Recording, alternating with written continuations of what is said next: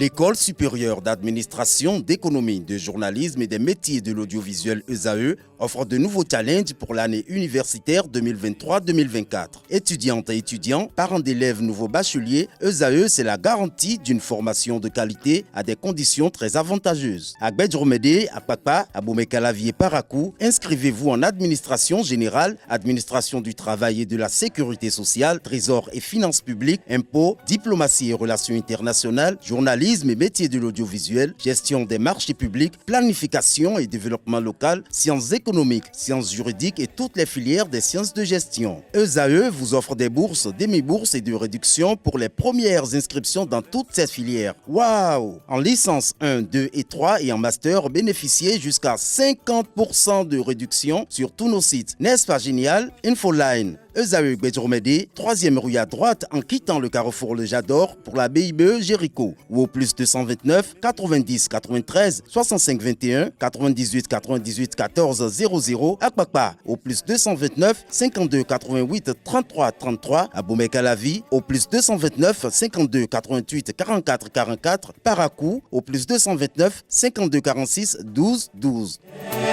ESAE, l'excellence à un an. Chers amis internautes, nous démarrons la une des journaux comme il est de coutume par le quotidien Maison, le quotidien béninois d'information générale et d'analyse L'Informateur qui ce matin nous propose en manchette situation tendue entre le Bénin et le Niger. La communauté économique des États de l'Afrique de l'Ouest CEDEAO soutient la médiation. Le Canard mentionne que la communauté économique des États de l'Afrique de l'Ouest veut s'impliquer dans la crise entre le Bénin et le Niger. Lors de son dernier sommet, la communauté a décidé de soutenir tous les efforts de médiation. Retrouvez un compte rendu plus exhaustif dans les colonnes de sa parution, précisément à la page 3 de sa livraison de ce matin. Brevet d'études du premier cycle BEPC session de juin 2024. Le taux d'admission et les observations vous sont exposés à la page 6 de la livraison de ce mardi matin. Jumelage du festival Zogbin et de la fête des Wegbo Yohonou, union du passé et du présent pour révéler le Bénin. Retrouvez l'agenda des festivités, des manifestations dans les colonnes de la parution de ce matin de L'Informateur. Retrouvez dans les mêmes colonnes de la parution de ce matin de L'Informateur, les productions journalistiques des étudiants en formation sur les différents campus de l'ESAE, l'école supérieure d'administration, d'économie, de journalisme et des métiers de l'audiovisuel qui a ses campus dans les villes de Cotonou, Abomey-Calavi et Parakou. Le quotidien national d'information ce matin en manchette s'intéresse à la lutte contre le terrorisme, des recommandations pour plus d'efficacité. Lesquelles recommandations vous sont présentées à la page 3. Résultat de l'examen national du BEPC 2024 sont 13,14% d'admissibilité. On peut lire également à la une de la Nation de ce matin, politique commune sur la migration et le développement. Cotonou abrite une réunion d'évaluation. Retrouvez l'agenda en page 11. Nous passons à présent à Fraternité qui parle de saison des pluies, le calvaire des drépanocytaires, risque d'infection pulmonaire et respiratoire. Le miel, un allié sûr, rapporte le confrère. Retrouvez le fruit de ces investigations à la page 3 de sa livraison de ce matin. On peut lire également à la une de Fraternité de ce mardi, proclamation des résultats des examens de fin d'année, sont 13,74% de réussite au BEPC, une hausse de 4,53%, plus de larmes de joie que de tristesse, écrit noir sur blanc Le Canard avant la délibération du baccalauréat, peur et impatience chez les candidats. On passe à présent à Le Matinal. Ananas béninois refoulé en France, ce qui est reproché à l'ex-directeur général de l'ABSA. Le Canard nous apprend que depuis quelques jours, il est agité au sein de l'opinion publique nationale et internationale que l'ananas béninois est refoulé en France pour contamination chimique ou excès de pesticides. Sur la radio Mono, le week-end écoulé, le porte-parole du gouvernement et secrétaire général adjoint du gouvernement, Wilfried Léon Ngbedi, a réagi à cette polémique et a mis l'accent sur les mesures prises par le gouvernement pour situer les responsabilités. Il a aussi profité de l'occasion pour mettre au goût du jour les reproches à l'ex-directeur général de l'Agence béninoise de sécurité sanitaire des aliments Abissa Epiphane Khossou. Retrouvez le compte rendu de la rédaction à la page 2 de sa parution de ce matin. Le deuxième des titres à la une de Le Matinal fait état de ceci, je cite, médiation des anciens présidents béninois dans la crise avec le Niger. Soglo en avait parlé avec Talon. Ce sont les confidences du porte-parole du gouvernement. Félicitations. Retrouvez la transcription de ces propos tenus par Wilfried Léandre Rumbedji à la page 3 de la livraison de ce matin du Canard, qui propose également comme titre ce matin à sa une, échouage du navire SPSL Udeme à Fidjroussé. L'équipage, 2 officiers de la marine et un commissaire de police écroué. Ce qui leur reprochait vous est exposé à la page 4. Matin Libre, quant à lui, parle de la Communauté économique des États de l'Afrique de l'Ouest, CEDEAO, toute son 5e session ordinaire de la conférence des chefs d'État. Patrice Talon, une absence 1000 interrogations. Retrouvez les différentes interrogations de la rédaction à la page 2, autant pour moi à la page 3 de sa livraison de ce matin.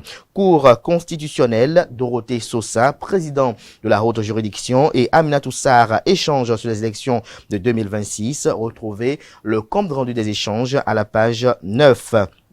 Vision nationale Bénin 2060, des orientations sur la marche à suivre qui vous sont présentées à la page 2 de la livraison de ce matin. Le premier quotidien économique du Bénin, l'économiste parle de l'entretien avec Donik Bokone sur Accent UEMOA, Union économique et monétaire ouest-africaine. Je cite, la directive va permettre de percevoir des sommes pour aider les artistes. Fin de citation.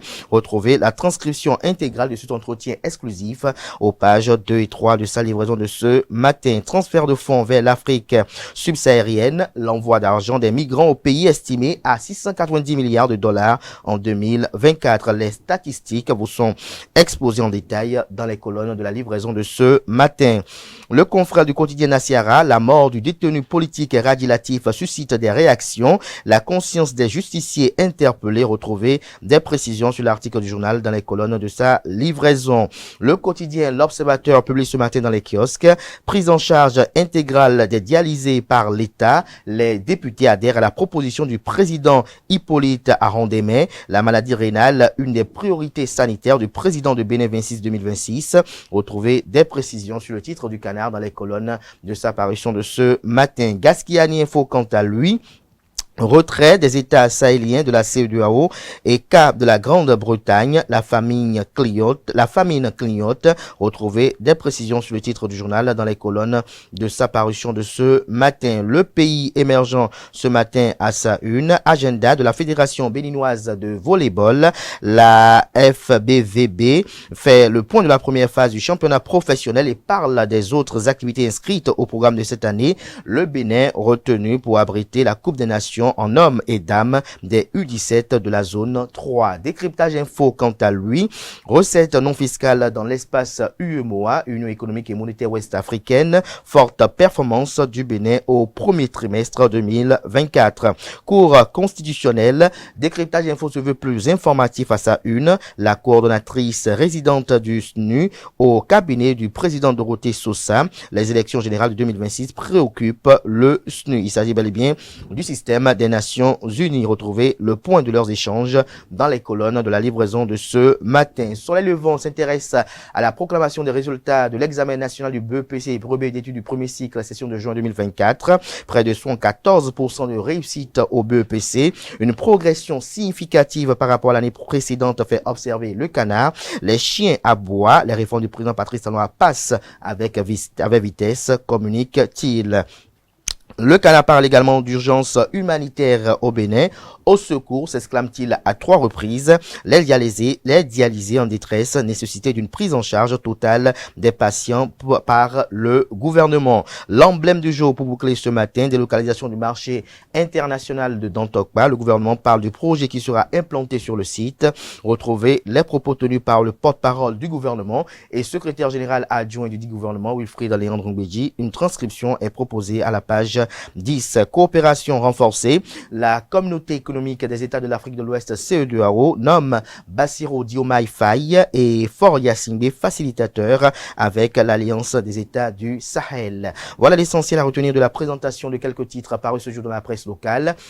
Les quotidiens sont disponibles dans les kiosques, également accessibles en ligne pour ceux d'entre vous disposant d'un site internet.